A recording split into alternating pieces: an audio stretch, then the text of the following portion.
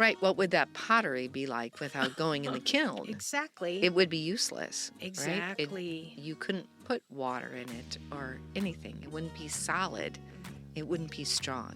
Welcome to Laughing.Mystics, an unorthodox journey through the liturgical year with Laura Lewis-Barr and Marci Madary. I'm Laura Lewis-Barr, and what I'm passionate about is studying symbolic language. I think that the Bible and sacred literature in general lends itself to this kind of reading, and it, for me, brings the reading very alive and helps me apply it to my daily life, the mystery of my daily life. I'm Marci Madary, and I am a church lady. I have worked in ministry of one kind or another my entire professional life. I have my doctorate in theology and spirituality, and I love connecting with people and walking with them on their journey. All right, so we are looking at the 8th Sunday in Ordinary Time today. Yeah, March 2nd. March 2nd. So our first reading is from the book of Sirach, which is one of the parts of the wisdom literature. A reading from the book of Sirach. When a sieve is shaken, the husks appear. So do one's faults when one speaks. As the test of what the potter molds in the furnace, so in tribulation is the test of the just. The fruit of the tree shows the care it has had. So too does one's speech disclose the bent of one's mind. Praise no one before he speaks, for it is then that people are tested. I love it. I know it makes me nervous, though, to talk, right? Because, I know I'm going to give myself away when I talk. So, right? Right? Oh, dear. What am I saying? You know, when I first read this, I wasn't that happy with the emphasis on speech because I actually think we can fool ourselves and others with speech, and a lot of people do. So I found another version of it, which is really interesting to me, and it's the Revised Standard Catholic Edition. When a sieve is shaken, the refuse remains, so a man's filth remains in his thoughts.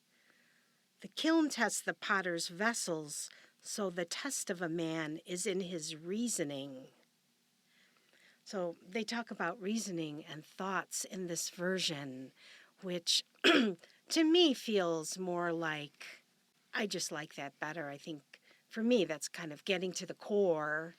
Do not praise a man before you hear him reason, for this is a test of men. So that reasoning that we say out loud. Yeah, right. I guess that's what they mean.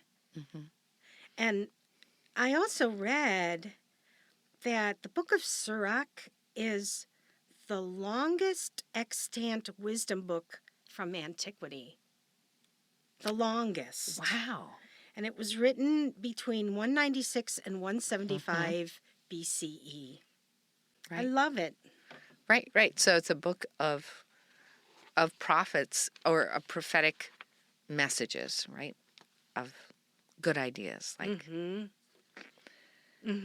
think sometimes, with the whole speech thing, even if someone is not being truthful, if we want to let ourselves be fooled, we will be fooled. Because we often hear what we want to hear, not what the person is actually saying. Yeah, and that whole thing about believe what a person tells you about themselves, because they're often, when they're saying bad things about themselves, and we go, oh, that's not true, but it is. Too often. Right. I also thought about Freudian slips. Oh, yes. And yes. I also thought about one of my favorite things, which is the Johari window. Oh, say more. Oh, do you know this? No, Oh, tell me. wow. I used to teach this. So the Johari window, imagine a square divided into 4 quadrants. Mm-hmm. And the left quadrant is what we know about ourselves that others know Oh, about yes. us. Yeah? Yes. And I love the Johari window because it really, for me, pictorially shows there's a whole bunch of stuff that other people know about me that I don't know about myself. Mm-hmm. That's shadow, right? Mm-hmm. And I even, because I'm always creating things, I created a shirt that said, oh, I can't remember it exactly, but it was something like what I know about myself. And then on the back, it said what other people know about me, but I can't see it. Right. So, yeah. Right. Well, and we do give ourselves away. So we might as well be honest because indirectly, unconsciously, we say what's on our mind and what we're working through. So we might as well just tell the truth. Right. You know, this many years ago, not in my own parish, but a friend's church, a young priest kept talking about masturbation in his Oh, homily. whoa. Yeah. And so, right, my friend was like, well, clearly this is something he needs to work on Wow. because we're all good, right? The congregation's good. But unconsciously, he talks about his own issues. I mean, and it's true for all of us. Yeah. It's true for all of us, you know. Yeah. So might as well tell the truth because people will see the truth, Yeah. even if I'm trying to hide it. So, what do you think about that? As a test of what the potter molds in the furnace, so in tribulation is the test of the just. That makes me uncomfortable. I don't want to go into the furnace. Yeah. Yeah. I'm just going to look at this other version. The kiln tests the potter's vessels. Mm-hmm. Oh, wow. Right? That heat, the intense Yeah, heat. to see if it stands up. Mm-hmm. Yeah. Mm-hmm. I mean, we really don't know the quality of character, ourselves or others, Right. until we're tested. Yes. And yeah. Yeah. So you're saying that it makes you uncomfortable because, Because I don't want to go into the kiln. yeah. I don't want to go into the furnace. I don't want to be tested. Yeah. I don't think I'm unusual that way. No, no. You don't want to. We don't want to. But how much of our lives are we tested? Mm-hmm. Like, there's seasons. Mm-hmm. I'm finishing a season. Maybe not finishing, but I've been in a season of, like, as Marci knows, like, it's almost comical. It's Job-like. Mm-hmm. These health issues that have piled one on top of Mm-hmm. another after another on Mm-hmm. me. And I've been so lucky with my health. So it certainly has taught me this test, empathy for other people going through health issues, because I don't think I had as much because I had been blessed with so much good health. Yeah. Well, in that suffering is real. Suffering happens to all of us often, regularly. And so there's not really a choice in that. Our choice is, what do I do with the suffering? Yeah. How do I integrate it? Do I let myself be a more compassionate person, just like what you were talking about? Or do I get bitter and angry and resentful? And quite frankly, even though none of us wants a test and none of us wants to suffer, I'm going to say that I think for myself, and I'm guessing for others, when I look back on my life, I think sometimes it's the suffering times where I am being cooked in the furnace, and Right? I am being, and that's a very common image, I think, in alchemy, being cooked. that those become sort of good memories, like, Mm-hmm. or even just thinking about like a trip that I took that went up to the Boundary Waters, and it was really hard, and we were carrying canoes, and the mosquitoes were monstrous, and it was like grumbling, and but now I think about it with pride, Right. and I grew. And so I think I don't want to idealize and romanticize suffering, but what would our life be without Mm-hmm. being cooked a bit? Right. What would that pottery be like without going in the kiln? Exactly. It would be useless, right? Exactly. You couldn't put water in it or anything. It wouldn't be solid. Mm. It wouldn't be strong. Love that, what you just said, because this idea of being a vessel Mm-hmm. Mm-hmm. that can hold um, ambiguity, that can hold contradiction, that can hold suffering, that can hold the mystery. I'm not broken by it anymore. I can sit in that. I mean, the world we're living in right now is filled with contradiction and confusion, and the Mm-hmm. ability to hold it gently and to not crack under that Mm-hmm. pressure. Which is, a daily challenge, I think. Yeah, No matter what the pressure is, that we can hold firm, yeah, right? yeah, Right? That the test of the just. yeah. So one more thing then. It's the Mm-hmm. test of the just. Mm-hmm. It's not the test of all of us. It's just the test of the good ones. That's a question. Right. Or maybe how we do in the kiln determines that. Mm-hmm. Right, right. Yeah, a lot of the readings we've been talking about have to do with the fruit that we bear is going to prove where we are in terms of Mm-hmm. goodness, Mm-hmm. and whether we're going to get cut down or thrown back in the. I guess if a pottery doesn't work out, you can kind of start over with it, right? Maybe, or does it just get thrown away? I don't know, but it gets recycled one way or another. Mm-hmm. Mm-hmm. Yeah. Yes. Yeah. Have you ever done pottery? No, but it looks fantastic, doesn't it? Yeah, it really, like, especially when you see people with the wheel. Mm-hmm. Lord, like, what an amazing metaphor for balance and, that ability to hold, but not too hard. Right. That just the right touch. Yeah. A field trip, Marci. All right. Put it on the calendar. Would you like to read the letter from First Corinthians? Yes. Corinthians 15. Brothers and sisters, when this which is corruptible clothes itself with incorruptibility, and this which is mortal clothes itself with immortality, then the word that is written shall come about.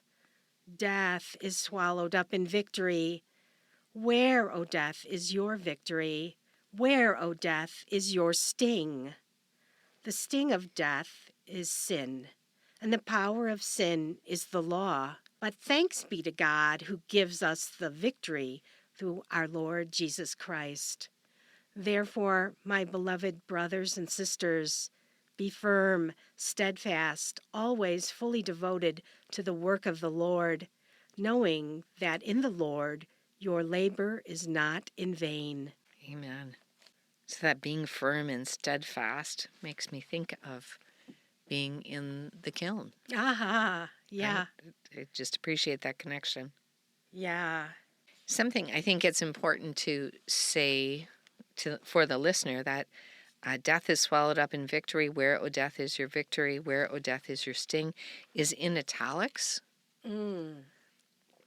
to indicate that it might have been a song Ah, or a refrain or something that Paul was using in his letter that people would know. Yeah, neat. What I love about this reading is that sin is associated with the law. Mm-hmm. So it's the law versus love. Mm-hmm. And amen to that. I was talking to someone yesterday and I said to her, well, our spiritual journey, I think we can judge it by how much we love. And if we're brought to more love, then our spiritual path is a good one. And she disagreed with me. Really? Yeah. What was her point of view? Well, that there's truth. And Hmm. and I didn't say this to her, but I thought um, Paul speaks directly to this point repeatedly. Mm-hmm. And thank you, Paul. I love you right now, Paul. Um, that it's love. And the rest of it is, if it gets in the way of love, then, and my gosh, doesn't the world need this constantly repeated as the Bible is used as a Mm-hmm. cudgel Mm-hmm. against each other? Power of sin is the law.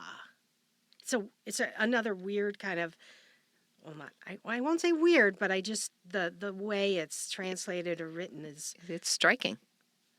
yeah. Yeah. Yeah, it gets your attention.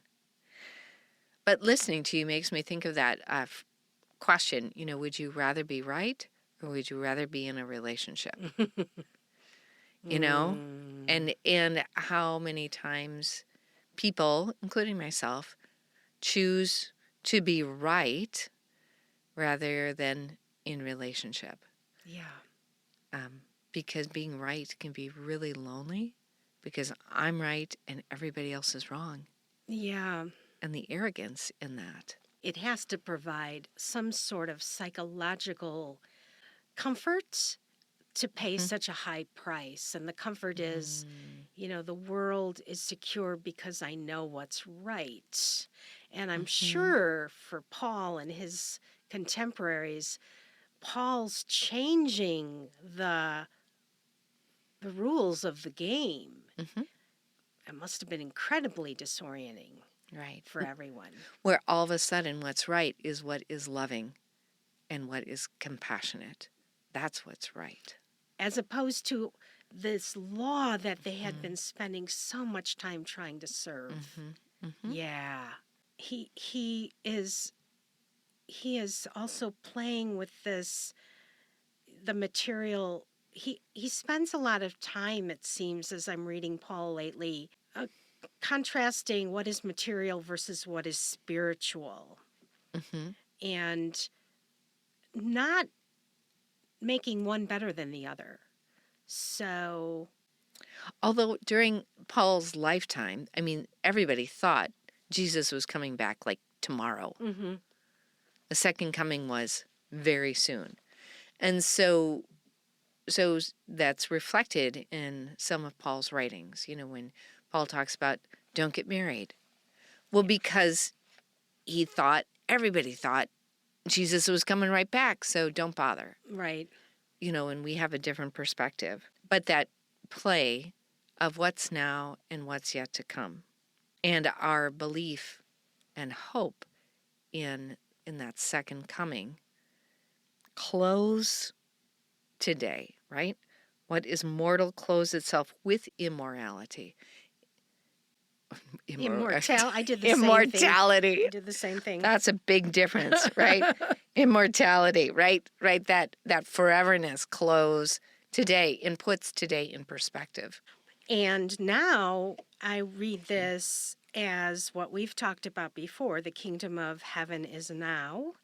And so I can realize even now that death, many, many deaths of our lives, Mm-hmm. real deaths, I mean, physical deaths in our lives, it's all true now. It's not this second coming. It's the kingdom of heaven now. Right, right. Well, and that's a cool thing about, right, that God's time is now and to come. It's both at the same time. Right. We can get really trippy if we think about time. And Right. I was thinking the other day that time is a very useful thing. Like it organizes my day Yes. into Yes. seconds, minutes, Uh-huh. hours. But what if, I'm sorry, I'm getting a little trippy here about, like, what the quantum physicists say is time is all now. Like, it's just what my brain does, but that every past, present, and future is happening now. Yeah, yeah. I'd have to go away for a couple of years and think about that, right? Because, And I brought it up just because of what you just said, which mm-hmm, is for God, time is, mm-hmm. you know, the past, present, and future. Yep. Yep. And that quantum physicists are agreeing, I think. Right. Well, and I'm ever impressed by ancient wisdom, that intuitive wisdom that is being proven true by science today. It's so great. It is. Hmm. I love it. I love it. Yeah, here's to Ilia Delio. Mm-hmm. Call her out and her work. Right. Right. Christogenesis. That's, Mm-hmm. yes. Who's so smart? Like, can all those brains fit in one head? I don't know. Mm-hmm. Mm-hmm. But as a scientist and a theologian, she pulls those things together Mm-hmm. in a beautiful way. Yeah. All right. Well, I'm ready. Okay. The Gospel according to Luke. Jesus told his disciples a parable. Can a blind person guide a blind person? Will not both fall into a pit? No disciple is superior to the teacher, but when fully trained, every disciple will be like the teacher. Why do you notice the splinter in your brother's eye, but you do not perceive the wooden beam in your own? How can you say to your brother, "Brother, let me remove that splinter in your eye," when you don't even notice the wooden beam in your own eye? You hypocrite. Remove the wooden beam from your eye first, then you will see clearly to remove the splinter in your brother's eye. A good tree does not bear rotten fruit, nor does a rotten tree bear good fruit. For every tree is known by its own fruit. For people do not pick figs from thorn bushes, nor do they gather grapes from brambles. A good person out of the store of goodness in his heart produces good, but an evil person out of a store of evil produces evil. For from the fullness of the heart, the mouth speaks. That sounds familiar. Yes, it sure does. I mean, it's amazing how those themes keep coming back and keep coming back, to notice and pay attention. And you have to thank the people who create the lectionary. I know. Thank So you. good. Thank you, people who create the lectionary. I can't imagine what a job that was. That was a big job, so. Yeah, it's really helpful. Mm-hmm. So, lots to say here. Yeah. Where I want to jump in is, but when a disciple is fully trained, and I ask myself, okay, Jesus, what's the training? And Suffering. Okay. okay, yeah, sure. But I started listing what the training might be. One of the first things that he talks about a lot in this gospel, as others, take back our projections. Do not project your own evil on other people. Mm-hmm. And Mm-hmm. in Jungian psychology, and I think in general psychological therapy, that's one of the first things we work on. Not we, as in I do it, but I've done it as a patient, as a client, taking back the projection is a mind-blowing experience when I realized, wait a minute, I thought she was doing something to me, and it's me doing it to her. It's crazy. Isn't it? Isn't it? Yeah. I had a moment, this was many years ago, and I was going to be working with a new woman, kind of as an admin, and I was not pleased by this because I was sure she didn't like me because she never acted like she liked me. And I was talking to my coworker about it, and who just oh so wisely said, Marci, I think she thinks you don't like her. I'm like, what? And then I made it my point, right? I went out of my way to let her know I liked her. Yeah. Made all the difference. We worked together wonderfully. Yeah, I've had similar experiences, and one came from a dream where I gave this woman who in my daily life felt kind of like, I don't want to say an enemy, but it was a workplace situation where there was a lot of kind of unspoken, it felt like hostility. And in the dream, I hugged her. And when I woke up, I thought, my nonverbals, I felt really innocent in what was happening. And I thought, my nonverbals to her aren't friendly. The way, Wow. I'm such a Right? hugger. And just even withholding my friendliness was a nonverbal toward her. And that was the beginning of a change for me and her, too. Right. Right. I think that's kind of why Jesus says, pray for your persecutors, because it changes our heart, to get into that well of compassion for the other. And that makes all the difference. Yeah, and I think we're going to talk more about this in many readings, but this idea that the compassion I offer another is the compassion I'll offer myself. Yeah. The parts of myself that I judge in the way, that's the psychological truth. Yeah. Right. Right. All right, wait, I want to go back to my list for training. Oh, sorry. No Okay. problem. Take back projections, explore and learn about the shadow. Jesus is talking about that here. Read below the surface of what's happening in myself and others. Those are disciple training things that I think we would do in our training of disciples today, and what maybe Jesus might have meant. I wonder what it would be like if churches really use those three, Yeah. trainings Yeah. to sing, and how people would react to them.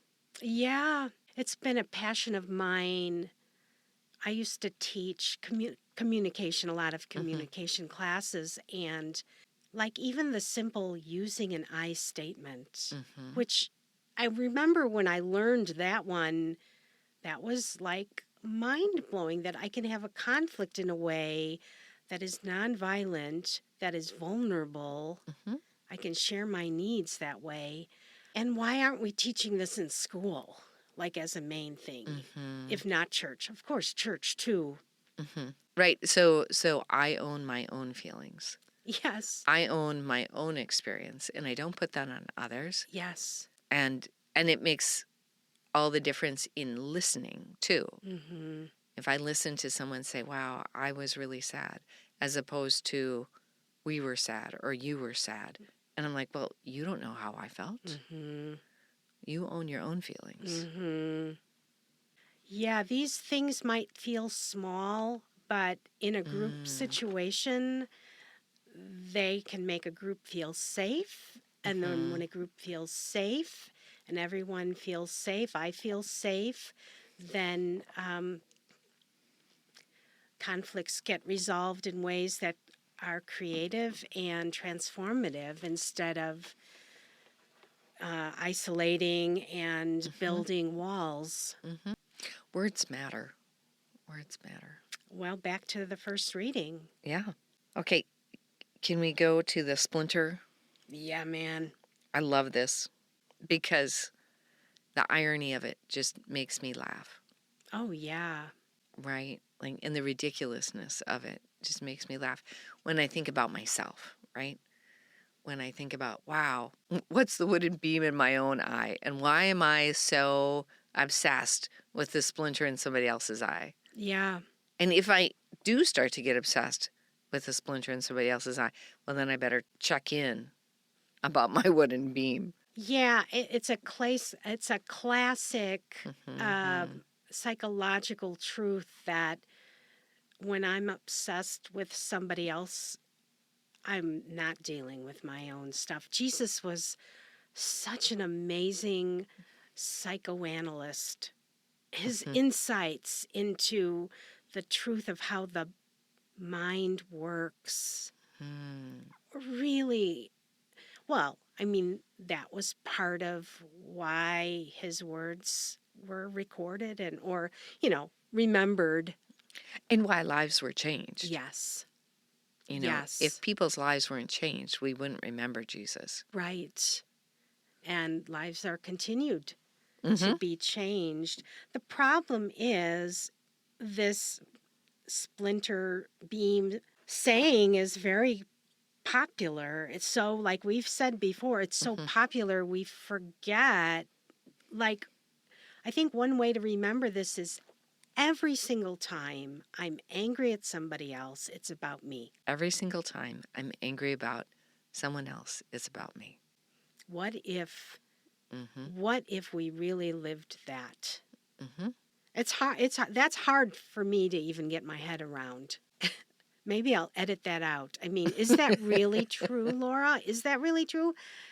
I mean, I think on some level it is really true. Mm-hmm.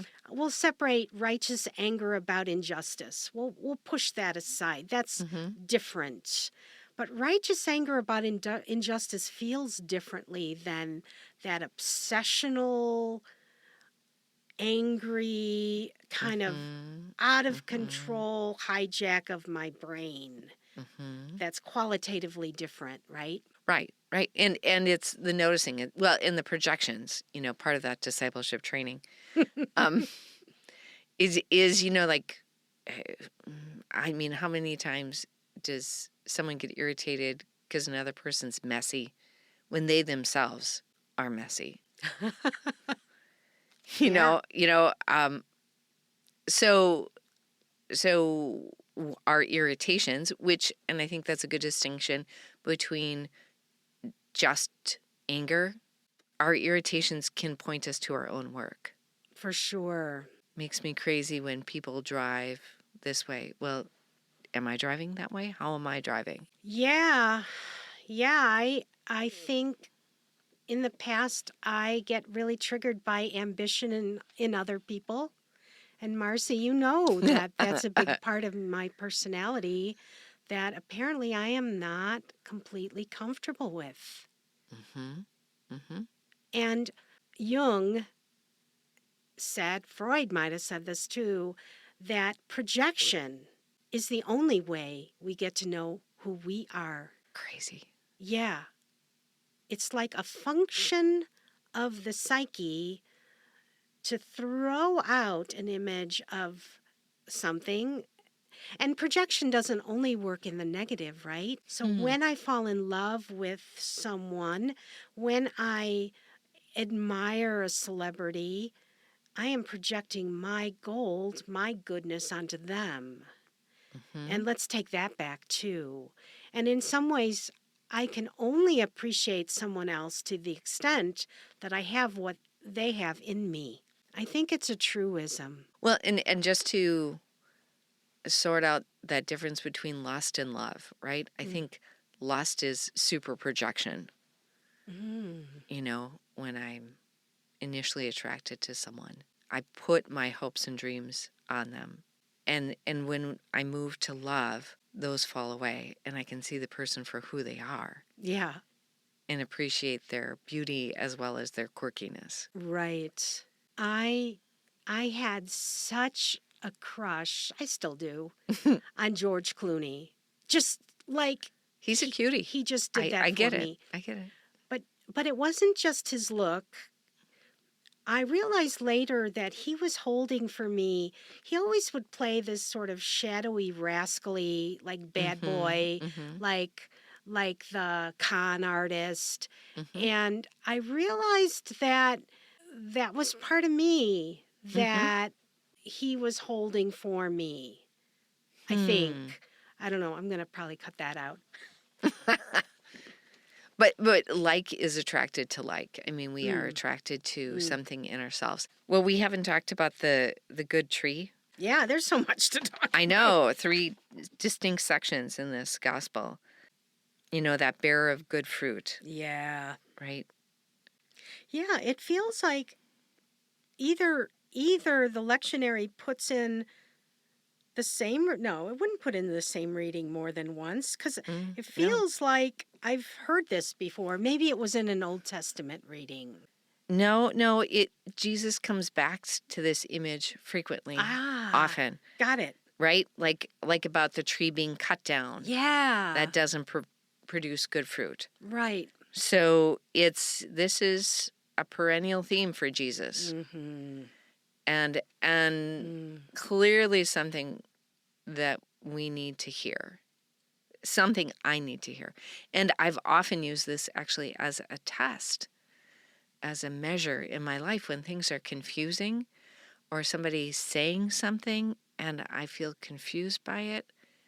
I step back and I look at the fruit. Wow. Is it good fruit or is it bad fruit? Nice. And it's so helpful, so clarifying for me. Yeah, and I think about trees and how old they are and how long it takes to produce fruit. And it's not like the garden I grow with carrots or tomatoes. Tree is, it's a great, actually, as I think about it, a great symbol of a person because it isn't one season. And trees weather so much and they have to tolerate all the seasons and ideally it's a great image because trees just give. They just give their fruit. I love that. I'm going to start. Well, what kind of tree are you, Marci, if you were going to choose? Oh, the first thing that comes to my mind is a maple tree. Oh, really? I love maple trees. They change their colors in the autumn to those bright reds and yellows and golds. Love it. Maples are strong, and yet they're not a super showy tree. I mean, in the fall, yeah, but they're not the tallest tree. They're just solid and strong and provide shade and place for birds. And that's how I would like to live my life. That's so nice. Solid, strong, but not flashy. Except when I have color. I like it.